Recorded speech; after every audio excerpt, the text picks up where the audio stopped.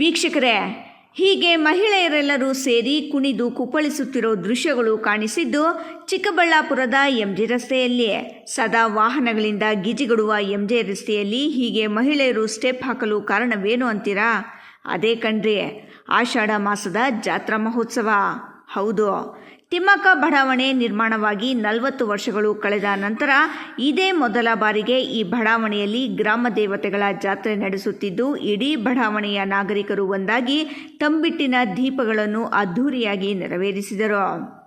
ತಿಮ್ಮಕ್ಕ ಬಡಾವಣೆಯಲ್ಲಿ ಗ್ರಾಮ ದೇವತೆಗಳಾದ ಶ್ರೀ ಗಂಗಮ್ಮ ದೇವಿ, ಶ್ರೀ ಸಫಲಮ್ಮ ದೇವಿ ಮತ್ತು ಶ್ರೀ ವೀರ ದಿಮ್ಮಮ್ಮ ದೇವಿಯರನ್ನು ತಂದು ಪ್ರತಿಷ್ಠಾಪಿಸಿ ಇಂದು ಬೆಳಗ್ಗೆ ಗಣಪತಿ ಹೋಮ ಸೇರಿದಂತೆ ವಿವಿಧ ಧಾರ್ಮಿಕ ವಿಧಿವಿಧಾನಗಳನ್ನು ಶಾಸ್ತ್ರೋಕ್ತವಾಗಿ ನೆರವೇರಿಸಲಾಯಿತು.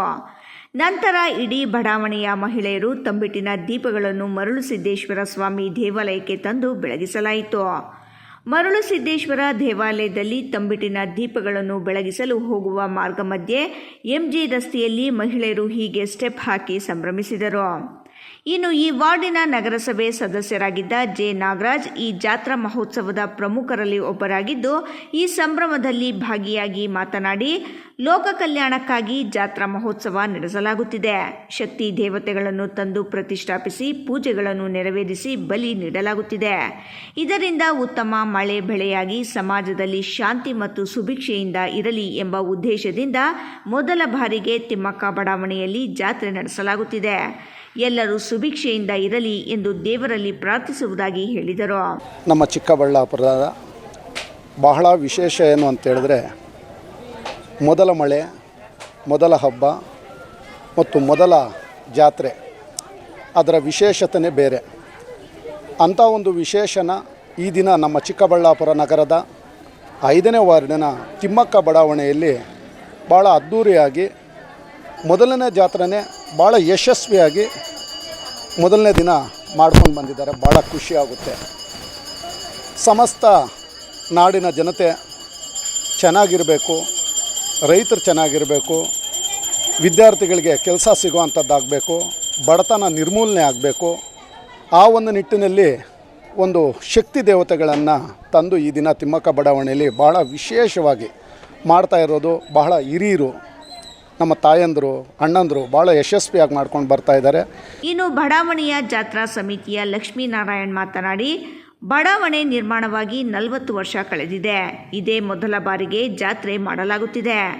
ಉತ್ತಮ ಮಳೆಯಾಗಿ ಬೆಳೆಗಳು ಕೈಗೆ ಸಿಕ್ಕಿ ರೈತರು ಸುಭಿಕ್ಷವಾಗಿರಬೇಕು, ಆ ಮೂಲಕ ಎಲ್ಲ ಜನರು ನೆಮ್ಮದಿಯ ಜೀವನ ನಡೆಸಬೇಕು ಎಂಬ ಉದ್ದೇಶದಿಂದ ಜಾತ್ರೆ ಮಾಡಲಾಗುತ್ತಿದೆ. ಸತತ 6 ದಿನಗಳ ಕಾಲ ಜಾತ್ರೆ ನಡೆಯಲಿದ್ದು, ಗ್ರಾಮ ದೇವತೆಗಳಿಗೆ ಅದ್ಧೂರಿಯಾಗಿ ಮೆರವಣಿಗೆ ನಡೆಸಲಾಗುತ್ತಿದೆ ಎಂದರು.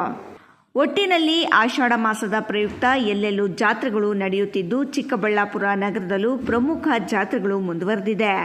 ಜನರ ನಂಬಿಕೆಯಂತೆ ಉತ್ತಮ ಮಳೆಯಾಗಿ ಉತ್ತಮ ಬೆಳೆಗಳು ಸಿಗಲಿ ಎಂದು ಹಾರೈಸೋಣ ಅಲ್ಲವೇ? ನಾವು ತಿಮ್ಮಕ್ಕ ಲೇಔಟ್ನಲ್ಲಿ ನಾವು ಈ ಥರ ಯಾಕೆ ಜಾತ್ರೆ ಮಾಡಬೇಕು ಅಂತ ನಾವು ಯೋಚನೆ ಮಾಡ್ತಾ, ನೀರುಗಳು ಇಲ್ಲ, ಬೆಳೆಗಳಿಲ್ಲ, ಜನ ಭಾರಿ ಅಕೋರಿಸಿ ಹೋಗಿದ್ರು. ಈ ನಮ್ಮ ನಾಗರಾಜು ಈ 5ನೇ ವಾರ್ಡಲ್ಲಿ ಇದು ಕೌನ್ಸಿಲೇ ನಾಗರಾಜು ನೀವು ಇದು ಜಾತ್ರೆ ಯಾಕೆ ಮಾಡಬಾರ್ದು, ಯಾರು ಮಾಡೇ ಇಲ್ಲ, ಈಗ ಮಳೆ ಚೆನ್ನಾಗಿರ್ತದ ಅಂದರು. ನಾವು ಆಮೇಲೆ ಏನು ಮಾಡಿದ್ವಿ, ನಮ್ಮ ವಾರ್ಡಲ್ಲಿ ಎಲ್ಲ ಇದು ಹಿರಿಯರನ್ನೆಲ್ಲ ಕರೆಸಿ ಏನು ಮಾಡವ ಅಂದರೆ, ಅದು ಭಾರಿ ಒಳ್ಳೆ ಕೆಲಸ, ಇದು ದೇವ್ರ ಕೆಲಸ. ಮುಂದೆ ನಾವು ದೊಡ್ಡವ್ರು ಮಾಡ್ಕೊಂಡು ಗೊತ್ತಿರ್ತದ, ಕಿರಿಯರಿಗೆ ಏನು ಗೊತ್ತಾಗಲ್ಲ, ನಾವು ಮಾಡಿದ್ರೆ ಒಳ್ಳೇದಾಗ್ತದೆ. ಆಮೇಲೆ ಇವತ್ತು ಎಷ್ಟು ಬಡತನ ಆಗಿದೆ ಅಂದರೆ ಜನಗಳಿಗೆ ಗೊತ್ತಾಗ್ತಾ ಇಲ್ಲ. ನೀರಿಲ್ಲ, ಕುಡಿಯೋದಕ್ಕೆ ನೀರು ಭಾರಿ ಕಷ್ಟ ಆಗಿದೆ, ಬೋರ್ಗಳೆಲ್ಲ ಬತ್ತೋಗಿದೆ. ದನಗಳು ಇವತ್ತು ಗೋಮಾತೆಗಳೇ ಕಡಿಮೆ ಆಗಿಬಿಟ್ಟಿದೆ. ಆ ಗೋಮಾತೆಗಳು ಯಾಕೆ ಕಡಿಮೆ ಆಗಿದೆ? ಹುಲ್ಲಿಲ್ಲ, ನೀರಿಲ್ಲ. ಆ ವರ್ಣದೇವನು ಯಾಕೆ ಈ ಥರ ಮಾಡ್ತಾಯಿದ್ದೇನೆ ಅಂದ್ಬಿಟ್ಟು ಯೋಚನೆ ಮಾಡಿ ಇದು ಮಾಡೋಣ, ದೇವ್ರನ್ನ ಬೇಡ್ಕೊಂಡ್ರೆ. ಯಾಕಂದರೆ ನಾವು ಸುಮ್ಮನೆ ಇದ್ದರೆ ಯಾರು ಬೇಡ್ದಾದರೆ ಏನೂ ಕೊಡಲ್ಲ ಭಗವಂತ. ನಾವು ಬೇಡ್ಕೊಬೇಕು ಭಗವಂತನ. ಬೇಡ್ಕೊಂಡಾಗ ನಮ್ಮ ದೇಶಕ್ಕೆ ಎಲ್ಲ ಒಳ್ಳೆಯದಾಗಿ ಮಳೆ ಬೆಳೆ ಆಗಿ ನಮ್ಮ ಜನಗಳು ಸಮೃದ್ಧವಾಗಿದ್ದರೆ ನಮ್ಗೆ ಅದೇ ಖುಷಿ. ಅದಕ್ಕಿಂತ ಇನ್ನೇನು ಬೇಕು? ನಾವು ಎಷ್ಟು ಕೋಟಿ ಇದ್ದರೂ ಏನು ತೊಗೊಳಲ್ಲ. 4 ಜನ ನಮ್ಮ ಕಣ್ಮುಂದೆ ಚೆನ್ನಾಗಿದ್ದರೆ ಅದನ್ನು ನೋಡಿ ಸಂತೋಷ ಬೀಳೋದ್ರ ಮುಂದೆ ಯಾವ ಆನಂದವೂ ಸಿಕ್ಕಲ್ಲ.